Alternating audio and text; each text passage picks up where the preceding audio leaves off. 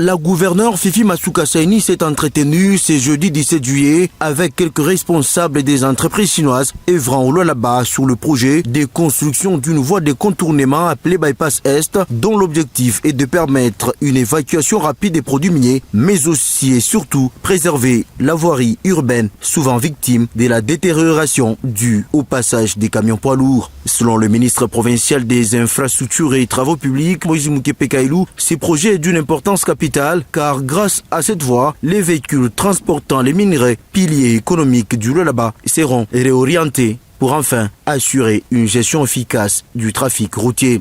Il y a ce consortium de 8 entreprises chinoises œuvrant ici au Lualaba, ayant compris le bien fondé de cette dynamique engagée par la province. Ces entreprises sont venues pour faire une proposition de partenariat afin d'ouvrir un autre axe du côté est.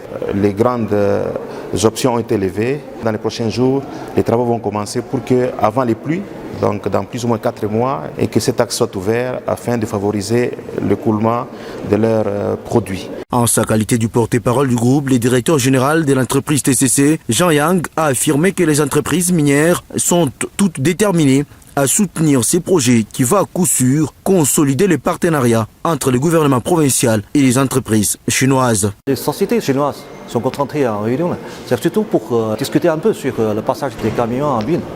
Et encore, nous avons même pris la décision importante pour préserver un peu la route en ville. On remercie aussi de la compréhension de la part des autorités. On promet aussi, on respecte la décision des autorités.